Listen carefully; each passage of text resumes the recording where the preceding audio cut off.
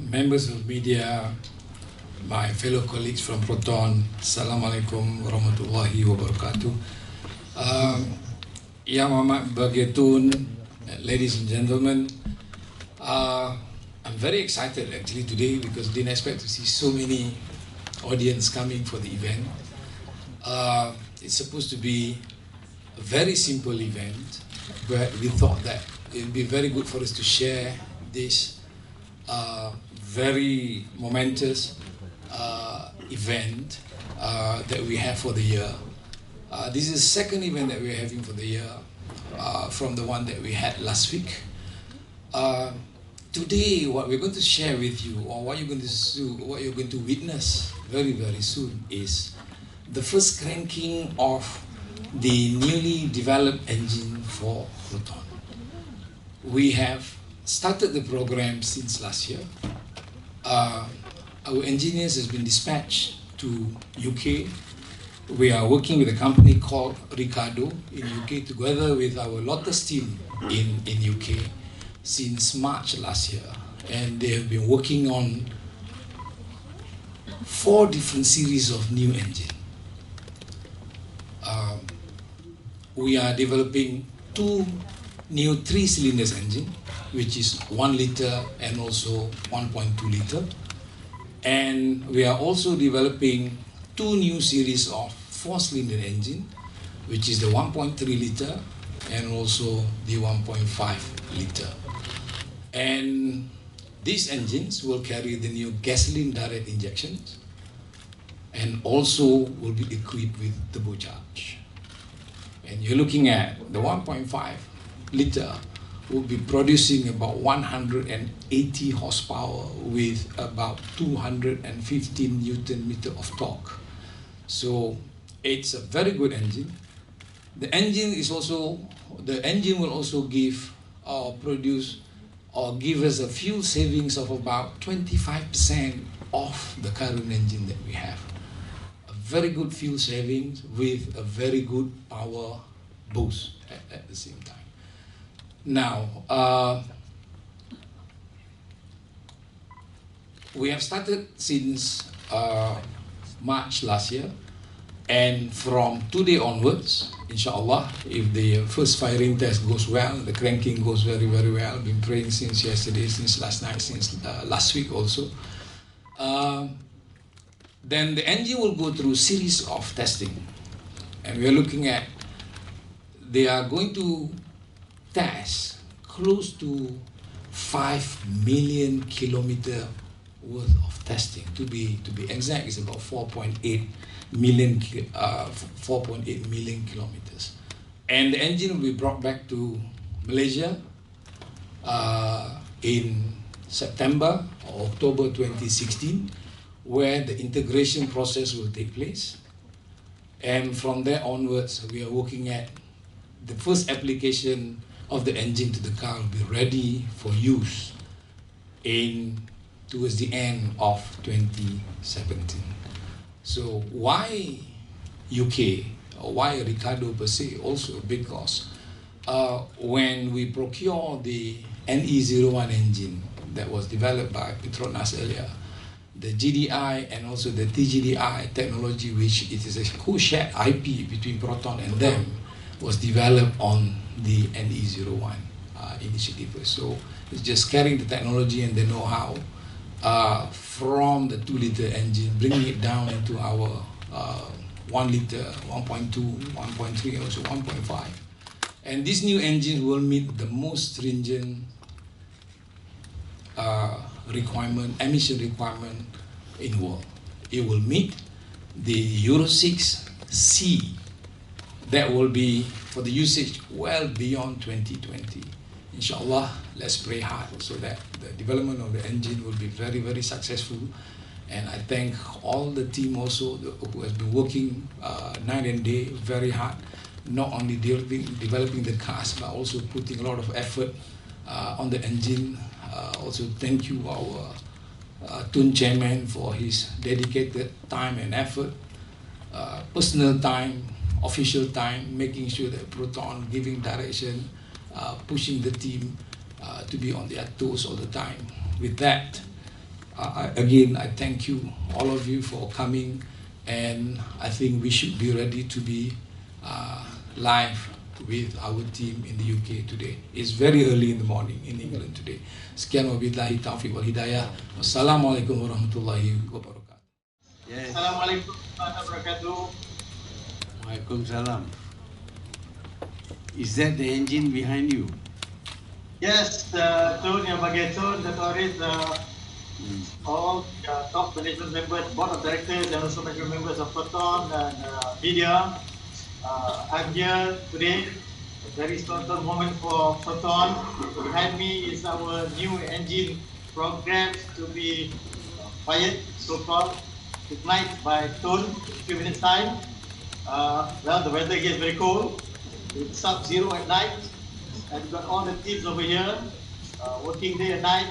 And I will take this opportunity to introduce to Yamageton and members in Malaysia, the working teams that actually working very, very hard to make this a success. Yes, the button I'm supposed to press.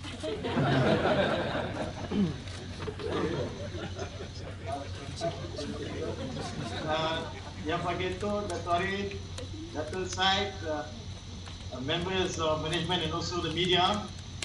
Before we start, I would like to take this opportunity to introduce the key members, and first and foremost, the host of this place, the CEO of Ricardo Group, Mr. Dave Sherman. Oh yeah,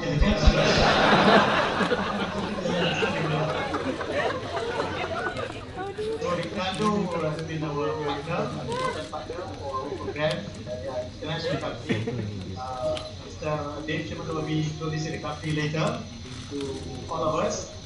Second, may I introduce to you Mr. Dave Smith, Managing Director of Ricardo Technical Consulting Bureau. And then next is Mr. Steve Sutpert, Director of Business Strategy of Ricardo.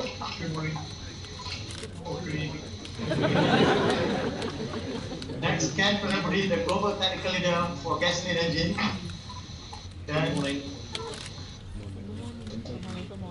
Next, Mr. Huntley Thomas, Chief Engineer, Product Group, Ricardo. Good afternoon. Direct Service Project Manager for Ricardo. Good afternoon. Morning. And Tun, with us, our engineers over here.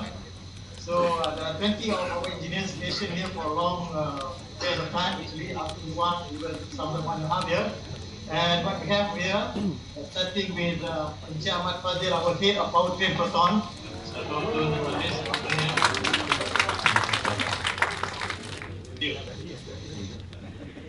Okay, second, Cik Azari Cik Hassan, head of Engine Design Proton. Okay, next, our young Chef Cik Azrai Aziz Ibrahim, the Project Manager for our program. Orang lama, Cik Azman Mahmud, Senior System Engineer of Proton. All well actually for this event. Next, Muhammad Sufyan Shahdan. So, yes, Senior System Engineer of Proton. Nur Azmi Ahmad, Senior Designer Proton. Waalaikumsalam. Senior Designer Proton. Waalaikumsalam. Chairman Dato' Arif, members of the board, and also management and media. We also have with us today, because this is actually a tripartite agreement arrangement that we are making Proton as the owner and also the key player in developing this engine together with our project partner Ricardo, and not to forget actually all the testings and the advising work from Lotus that we have today, Mr. Jan Gales, John Mark, the Lotus CEO as well. Yes, sir. And last but not least, Encik Aslam Parikula, Lotus COO. Waalaikumsalam.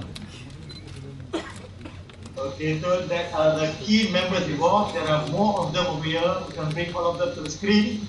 There are plenty of Proton members here. Of course, there are more than 200 in Malaysia. Also, more engineers in Lotus are also involved in this project. And it is going to be our important activity as this will bring Proton to the next level of competitiveness, especially to address the fuel consumption and emission beyond 2020. This is very, very important, historic important. So I'd like to take this opportunity for Mr. Dave Sherman to introduce Ricardo to all of us. Okay. Thank you. Well, good afternoon, Your Excellency, Dr. Mohammed and Proton CEO, Dr. Abdullah. I hope I have that correct. I have been practicing all weekend to do my best at pronunciation. Well, welcome to Ricardo, albeit virtually by the link. It is a very cold day in England today, and I think you are in a much more comfortable place than we are and your colleagues are here today. It's a very cold day, but it's a very warm feeling to be hosting this event. For 100 years, Ricardo's been working with leading car companies around the world, and we're honoured to have this special day with Proton today. For me, this is like the birth of a child, and behind us we have a new child coming into the world, a new engine, and we should all be very proud as parents, particularly your team who has mothered and fathered this special new engine. So we're very excited to be hosting this today. It's a very exciting time for the car industry and also very challenging. There is much legislation today, and there will be much legislation in the future. Also, the competitive demands of customers, we have to meet those, not only for today, but for the future. So the engines that we design, they have to be ready for today, but also to be extended to meet all the future demands that we know about and that we do not yet know about. So again, I think the team has done a fantastic job to do that. As I mentioned, this is where Ricardo started 100 years ago, and we've been privileged to work with Toyota, BMW, Ford, Jaguar Land Rover, but we are so excited to join Proton to that family. And I was talking to Mr. Rashid as we walked through our display area. I hope we can have the Proton engine in our display area as well to share it with all of our colleagues around the world. We are very proud to be working with Proton.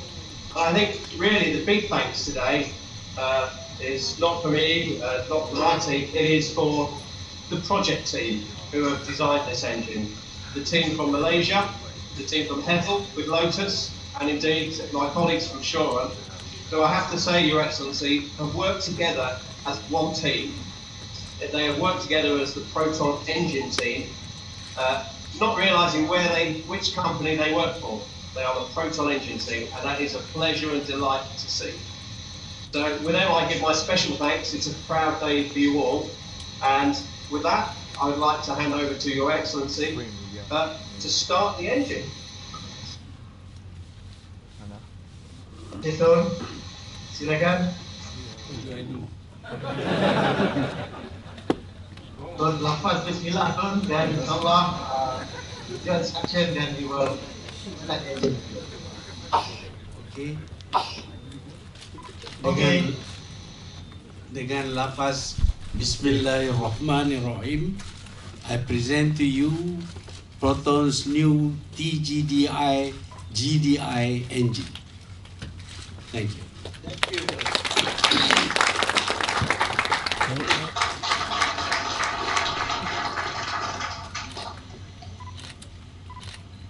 He's starting the engine. Take a few minutes for them.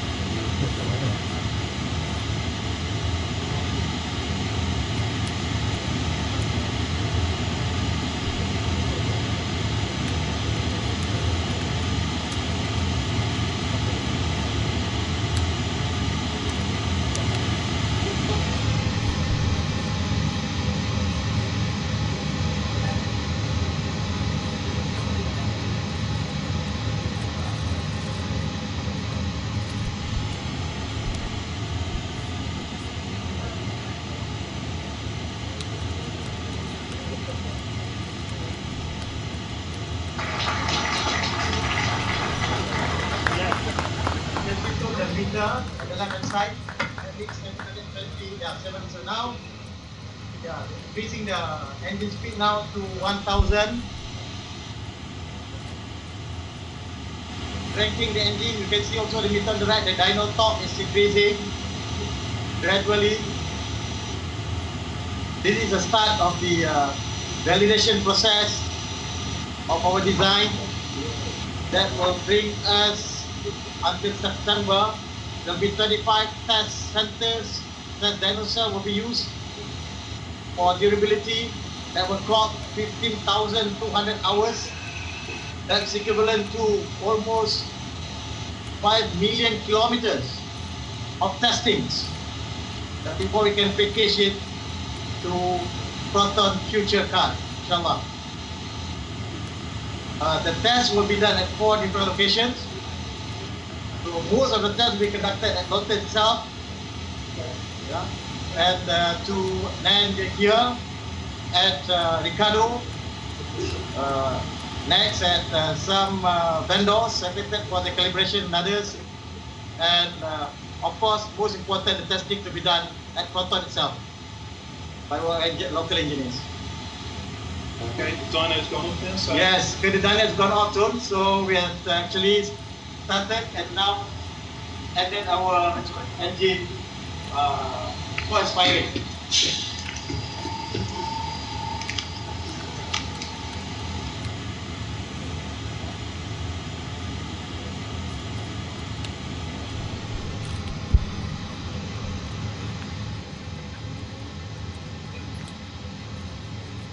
So that is actually the proof, yeah, the official first firing of our engine family. If I can recall, the last time we did it for Campo engine was back in 1995. That was more than 20 years ago, and it's very historical for Proton and also for the country. And we'll have our new engine family that will drive Proton to the future, inshallah.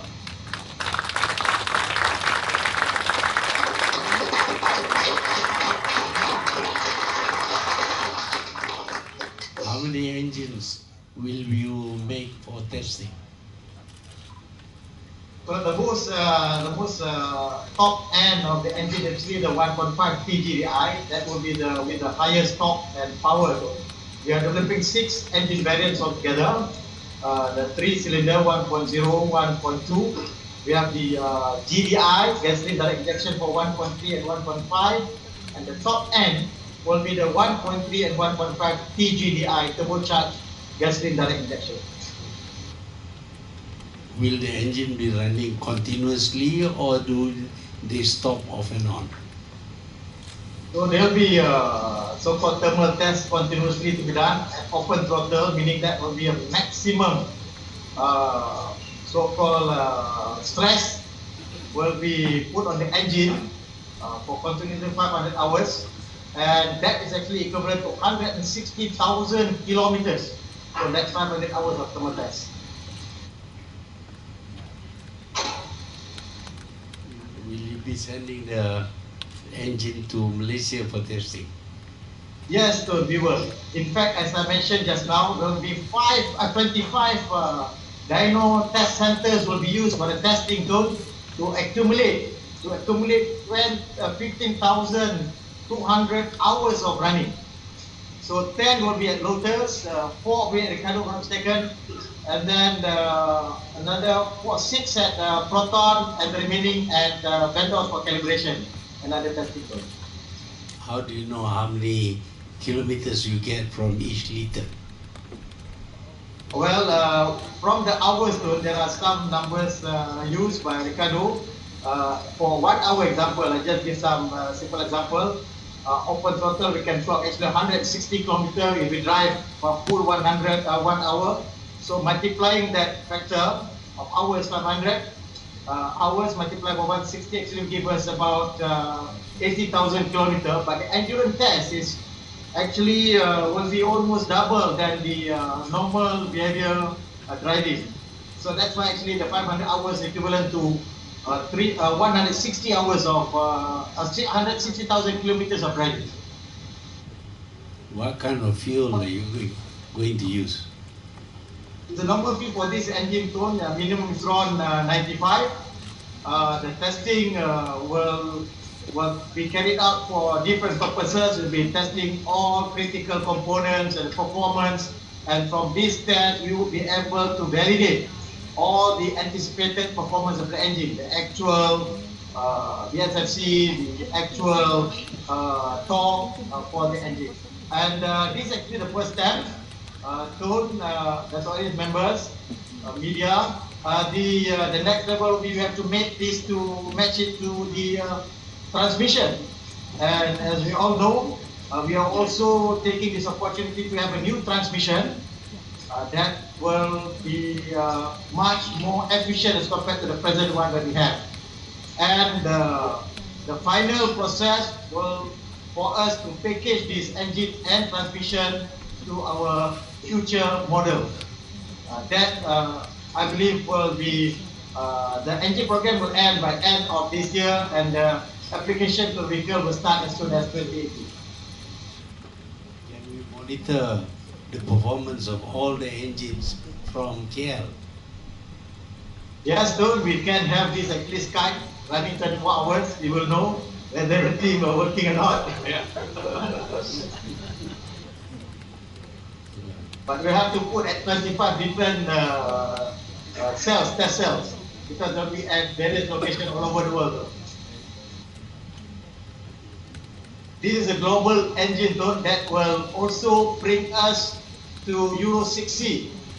Euro 6C means that this engine will also be able with BSG, with stop-start function, and other peripherals to bring it below 99 gram per kilometer.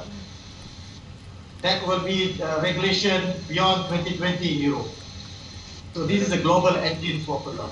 What about the 3-cylinder one? Will it perform up to the standard required in UK? Yes, Tone. The 1.0 liter is anticipated to bring us even below 5 liter per 100 kilometer fuel consumption, standard base engine, and with other add-on technology, we can bring it as low as below 4 liter per 100 kilometers with the 1.0. 3-cylinder. Rashid, Yes, send our warmest regard to our team. we need that warm regard because everything is very cold over here. And Dave, please make sure that you supply enough warm clothing to our team. We do not want them to be sick, because we still need them to work for the next 2 years to make sure that they can deliver the engine. Yes, absolutely. So I should say, I always know when your team is working, and they do work very hard because they all have the same cars in the car park. So I always know when the Proton team is here, and I know when they're not. So, but they have been working very hard. And Rashid and the team, congratulations! Thank you very, very much for a very successful first 5 years. Thank you. So when we choose Ricardo, we know what kind of a company it is, and we know of his capability. Now we hope and we expect this engine to perform very well, and it will meet Euro standards, which means of course that now we can produce cars which can be sold in the UK. We have not been selling cars in the UK for quite some time, simply because our current engine does not perform to the standards imposed by the UK and Europe. But this new engine will be able to perform, and we can in the future tweak the engine and improve the performance. That is normal for all engines. So we of course developing a new engine is very costly business, but we will be able to use this engine for many models and many sizes of cars. As you can see, the smallest engine is only 1,000, 1 liter or 1 liter, 1,000 cc, and it has only 3 cylinders. The original engine is 4 cylinders, so we chopped off 1 cylinder to reduce the size of the engine.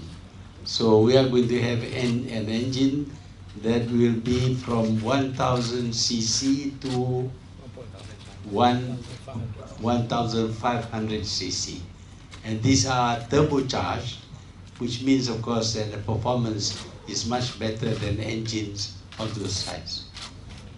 So if you have any question, you can direct it to Dr. Aris.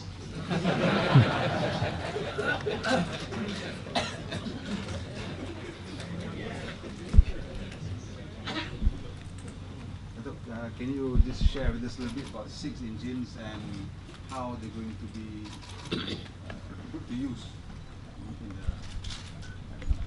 Okay, as you're aware, as mentioned earlier, we have these six different series of engine because of the 1 liter 3-cylinder, the 1.2 liter 3-cylinder. Then we have the 1.3 liter GDI, 1.5 liter GDI, and then 1.3 TGDI and 1.5 TGDI. That will complete the 6. The application is, as you are aware also, that we are currently developing all the new models, and by the time this engine is completed, that we are looking at towards the end of 2017, all these new engine will come into the new application that we have. One classic example that we have today is our Ixora today is fitted with the 1.6 turbocharged engine, and for certain market like Indonesia, for example, anything which is above 1.5 liter, 1,500 cc, there is a surcharge of luxury tax in Indonesia. So because of that, that takes away a portion of our competitiveness, because you have to pay a certain amount of duty because of the luxury tax. So that's why we are reorganizing all this to make sure that these engines that we have will fit the purpose of the application for the car and also for the market. And two, as what Tun Chairman has mentioned earlier also, even though our engine, the VVT engine that we have now would meet the UK and Europe requirement with our Euro 5 application, but there are certain issues on emission and also CO2. We can still go back because of the slightly higher CO2 that we have. You tend to have to pay slightly higher tax because of that. So with this new GDI, TGDI application, we will meet the most stringent, which is Euro 6C. Then this is Euro 6C is required for the European market, which is well above 2020 market requirement. And also, I have mentioned earlier, there will be 25% fuel savings from the current VVT engine. The current VVT engine that we are using on Iris is already 15% fuel saving from the previous engine that we have in the market. And that, can you imagine the savings that we have on this, the further 25% fuel savings on this new engine compared even to the VVT. And the power output that is generated. So we're going to have the so-called like this EcoBoost power on our engine. The current 1.6 liter turbo that we have is producing about 140 horsepower. That is already almost equivalent to the 2 liter, any of 2 liter engine in the market. These are the engines that are being used on the Preve, the Suprema S, and also on the Ixora. But the new 1.5 liter GDI, TGDI. GDI stands for gasoline direct injection. Yeah, so TGDI is turbo gasoline direct injection. The 1.5 TGDI will produce 180 horsepower. That is huge. plus 250 Newton meter of torque. So we are looking at this is going into a new generation engine completely. With this, we will be at par as far as technology, as engine technology is concerned, together with the rest of the OEMs in the world. Yeah, so then, of course, we have also developed other technologies, the safety technologies, the ESC, the ABS, what it is. So we are preparing our cars for the future. The only unfortunate thing is it takes 40 months to develop. Otherwise, we would have it ready by now for us to do the application of our cars. So if we have the Saga in the future that we have reclassified Saga to be the A segment car or A plus segment car, obviously the 1 liter, 1.2 liter will be a suitable application for this. And also there will be new Persona in the market and also the new Perdana in the market. So all those will be suited into the current model lineup that we have, so that we could expand our model range for the future. So the 1.0 and 1.2 might find its way into the Saga. Will you be developing smaller cars to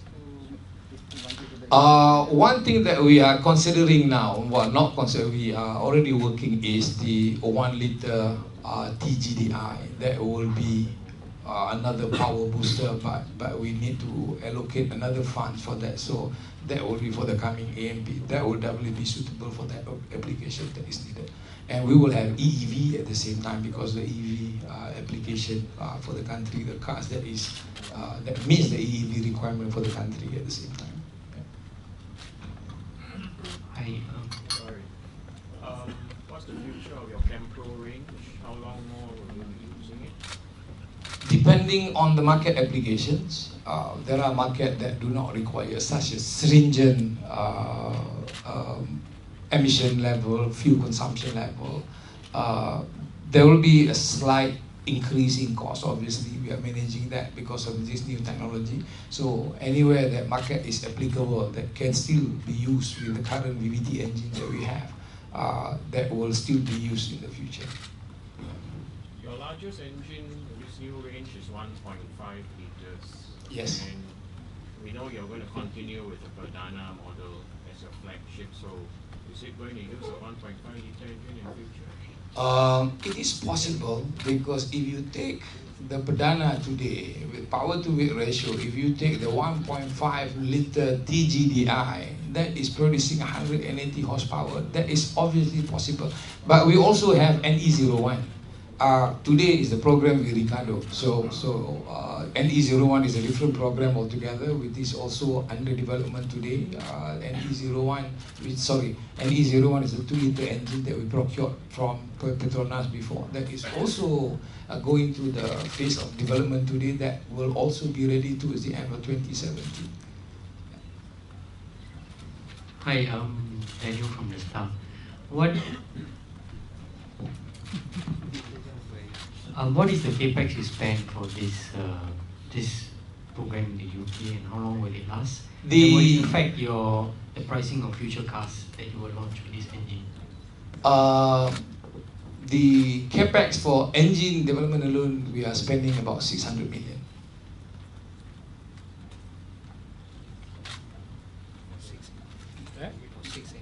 Yeah, for the 6 engine and transmission, we are using the same series of engine as Tun was mentioning also just now. Just chop off 1 block to become 3 blocks, and that will downsize the CC. So it's a very good modular concept of engine application that we are doing. It's a very good program, honestly. Yeah.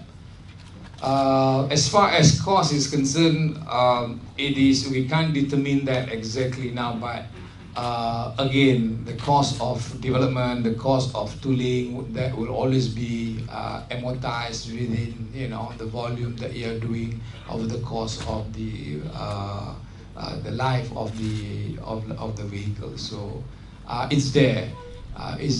And obviously you have to pay a little bit more for the new technology. That is something is normal, but we are trying to manage our costs to the level of to make sure that we are very, very competitive in the future.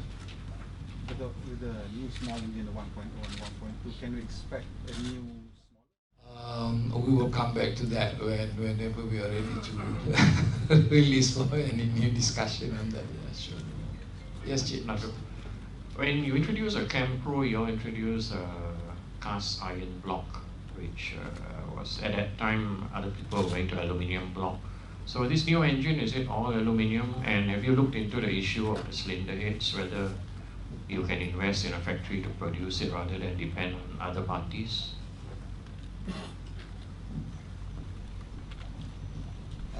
At the moment, to this engine, basically we are trying to optimize the current facilities that we have.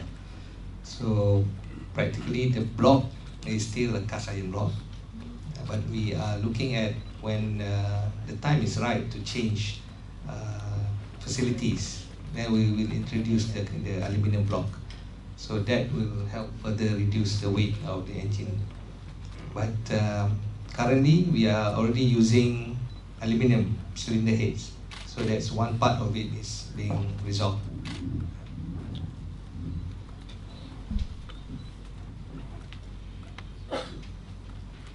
More questions? Hi, Dato. You said before that you expect the company to turn around by the financial year ended 31st March 2016. Is that still on track to turn around? And how do you see the impact of TPP to Proton moving forward? Thanks. Well, as far as our transformation plan is concerned, transformation is a very big word, but as our improvement plan with the new models that we are putting into place, that we have planned to introduce for the year, that is still very much on track. Towards the end of 2016-17 financial year, we are looking at Proton should be able to be on the right track. As far as TPPA is concerned, we are still talking to the government at the moment, and we need to go into the very detail of the application of the TPPA. Obviously, there's a lot of people in the industry would have a lot of reservation at the same time, but I would not say that we do have our reservation, but again, we need to sit down and clarify the issue with the government properly, because our objective is basically to protect the business and the employees of Proton. So we have not completed that series of in-depth discussion with the team of TPPA. We do have our reservation, but again, I would not be able to say exactly what because we have not completed that very detailed discussion with the authority this year.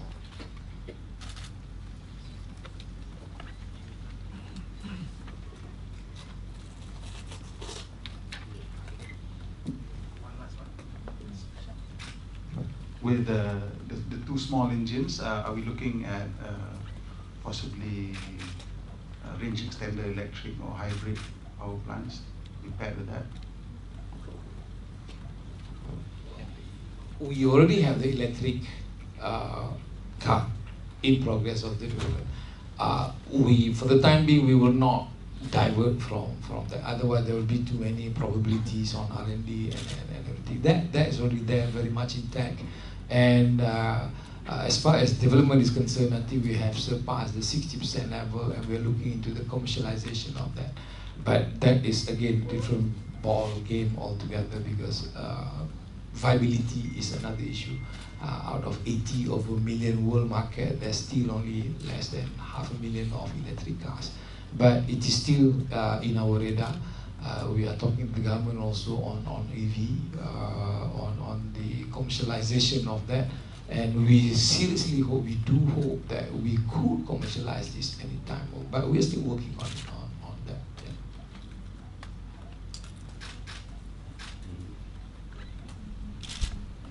Yeah. Dato' Harith, Con from Carlis. 6 engines for a company of Proton's volume is a very, very wide portfolio of engines for your small volume. Do you actually need that much variety, particularly at the lower capacities where you have a 1 liter 3-cylinder, 1.2 3-cylinder, and also a 1.3? It's within the same capacity of investment. So this is a modular engine concept. If we do not develop the 1 liter, the 1.2, it will be a waste, because the engine is developed based on the modular concept. And we also, moving forward, we need to streamline the business that we have. We have too many models within the 1.3 liter now, and also within the 1.6 liter. So by spreading that, the customer would have a very clear definition of what is, the smaller segment cars, the medium segment cars within that segment. So you're saying that despite this variety, it does not add significantly to your developmental cost? No. One more question. What do you forecast the development potential of this engine? How far forward do you see this family of engines powering future Proton vehicles? As I said, that this engine will definitely be able to be, the application of this will be well beyond 2020. Yeah. The most stringent anywhere in the world today is in Europe and United States, where you're looking at the issues on emission, and they are going into level Euro 6C, and this engine would definitely surpass Euro 6C that we can use beyond 2020. Yeah. Anything more than that, the regulators are still planning what more they are going to introduce in the marketplace. Thank you. Okay. Yes. Sorry, it's a different question. You previously said that the PM stabling of the recalibrated budget is a good idea. Do you think the efforts to remove him has stopped basically? What is that? You previously said that the Prime Minister's tabling of the recalibrated budget at the special session is a good idea. So would you concede that the campaign to remove him has lost steam? Well, today they report that the price of petrol has gone below 30. The new calibration is based on a petrol price of $30 per barrel. But now it's gone below 30. Maybe you need to calibrate again, because the price is going down. And they're talking about $10 petrol price per barrel. So I think we are going to face very difficult economic performance because of the fall in the price of petrol, and because we get some money from that, and also because of the devaluation of the currency. So a lot of things need to be re-looked at if we are going to be able to continue our development.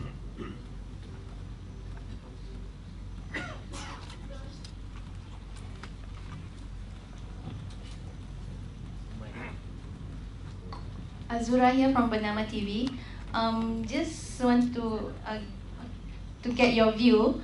If you are still Prime Minister now, what will you do to make sure that the country economy is still sustained? Thank you. I want to know your measures. Thank you. I have replied to this question before. If I were the Prime Minister now, I would resign.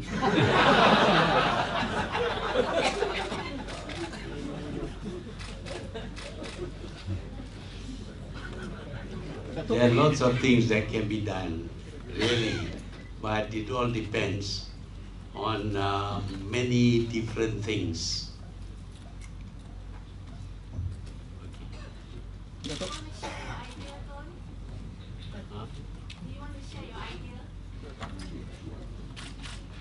When you have less money, live within your means. That is a very important principle. When you live beyond your means, you get into trouble.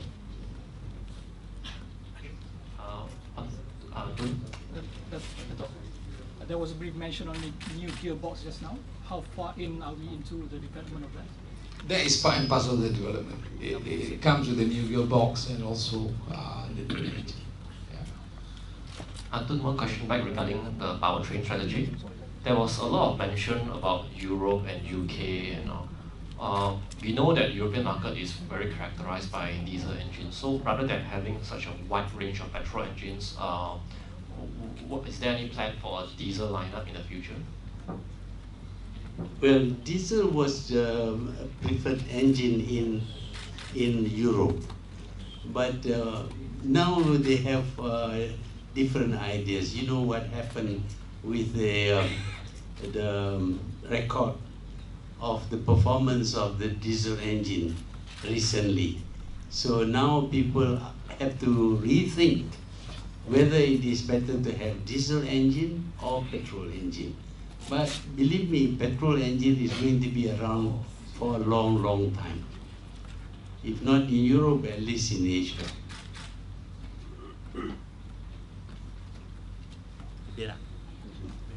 Thank you very, very much. Good. Thank you. One more question.